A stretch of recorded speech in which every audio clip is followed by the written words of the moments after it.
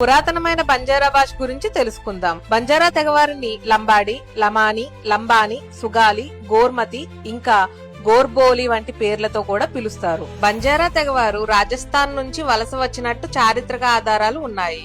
వారు సాతీ భవానీని ఇంకా సంత్ సేవలాల్ మహారాజ్ ని కులదైవాలుగా భావించి కొలుస్తారు.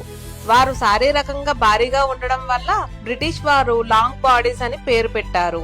దాని నుండే లంబాడి అనే పేరు వచ్చింది.